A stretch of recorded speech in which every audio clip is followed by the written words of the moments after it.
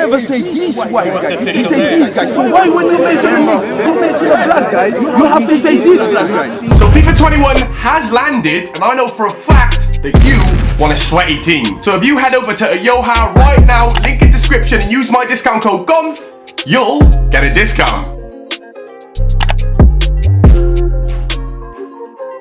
I think with the bizarre scenes that we saw yesterday in the PSG game, it's only right that we take a look at racism in football. I want to thank the guy you've seen on the screen for suggesting me the team to make. If any of you got any ideas, you know what to do, leave a comment in the comments below.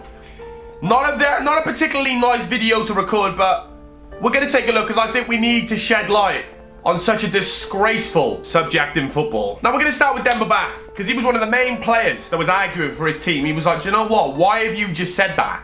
You never say this white guy. You say this guy. So why when you mention me, listen to me. Why when you mention a black guy, you have to say this black guy? Now the racial slur apparently wasn't aimed towards Demba Ba. It was actually aimed towards their assistant manager, a guy called Webo.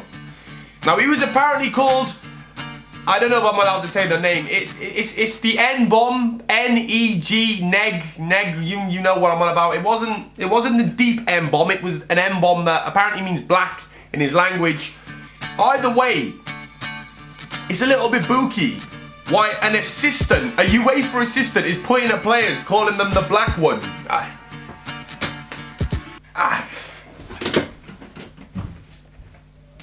I mean, okay, we've all been there, everyone's been there. There's nothing racial, or there's nothing wrong with saying, yeah, it's the black guy. Nothing wrong with that.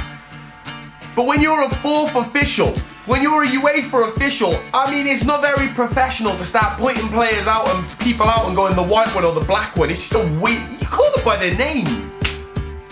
Like, you just don't say anything at all. You definitely don't say, oh yeah, it was and he even used the word in his language, which sounds even worse. It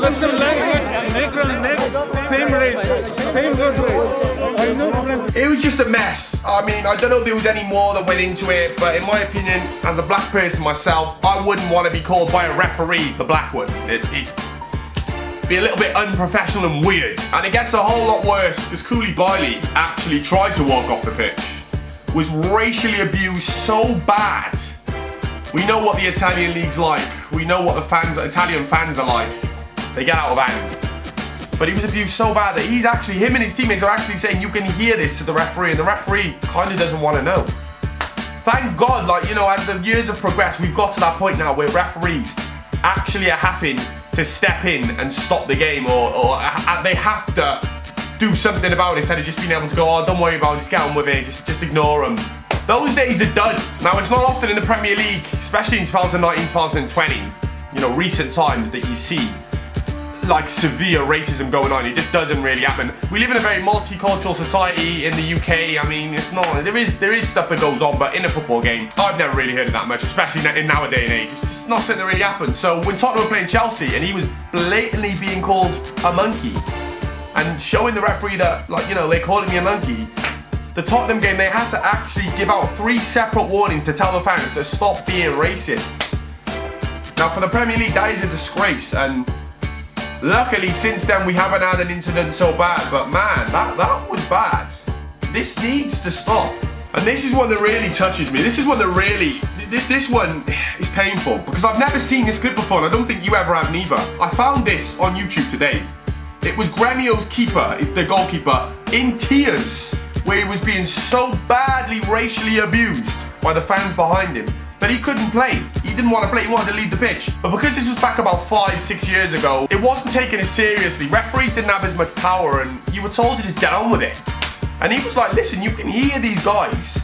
They're actually physically calling me a monkey, etc. And he was told to just get back on with the game, but I've never seen that clip, and that you could just see the pain in him, the anger in him. How you could just be told to get back on with the game when you've been that seriously abused by disgraceful little dickhead fans. Nah, mate, we need to start sticking bottles, empty bottles of Coca-Cola up these fans' asses. Don't ask why, we just do. Gervinho, just another black player who has been targeted and insulted and racially abused. It's disgusting, really, but You don't often hear, once again, if this really going on in the Netherlands. It's not like a big problem you heard. I mean, we know about Turkish leagues, we know about Italian leagues, but like, you know, in the Netherlands, it happened. Feyenoord were playing, I'm not sure who it was at the time, but it was bananas thrown at Gervinho. And there's only one thing that means. That's only one thing you're trying to imply by throwing bananas at a black player. It's just scummy. And this one kind of got blown under the radar. Like, a lot of you might not even know about this, but it happened. And good on Gervinho for getting on with it, like, but you shouldn't have to. You shouldn't have to just get on with it. It's a disgrace. Roberto Carlos, the legend.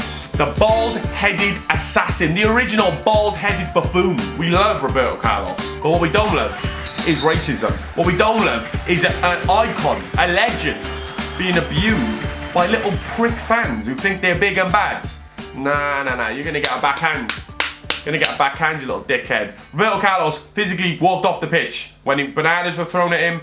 Fans were calling him all sorts of names. I think this was in the Turkish league. All sorts of insults were thrown at him to the fact where he just said, you know what, I've had enough, I'm going. I'm going off this pitch, I ain't continuing on with this game. This was about 10 years ago, and 10 years ago, if someone swore at you on this side of the pitch or called you any sort of racial name and you tried telling the referee about it, the referee would just say, sorry, I can't hear it, get on with it.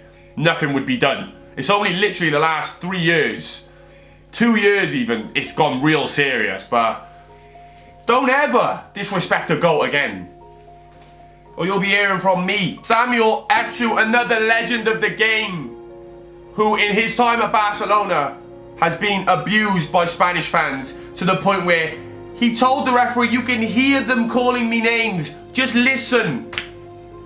Referee does nothing about it. Referee actually tells him just to get on with the game. Do you know that get on with the game bullshit? That never worked. It just makes people more angry and more upset. Blatantly we're saying you can hear them. He actually grabbed a player from the opposite team who was black also and said, look, your guy's black too. And you're roasting me. It means you're roasting him. Man, fans are so stupid. They'll like racially abuse an opposition team, even though they got black players they'll be cheering for week in, week out. It makes no sense. Ignorance. One of the worst I saw was Moussa Marguerite. A player that no one in their right mind, nobody would step to or say anything. Look at the size of his neck. The guy would headbutt you. The guy would say boo. You'd be doing backflips over your back garden, mate. You wouldn't be saying a thing to his face, but you know, when you're up in the stands and there's about 15, 20,000 of you all shouting the same thing, you think you're big and bad. But this guy actually left the pitch. His team tried to keep him on the pitch. He was like, nah, I'm gone.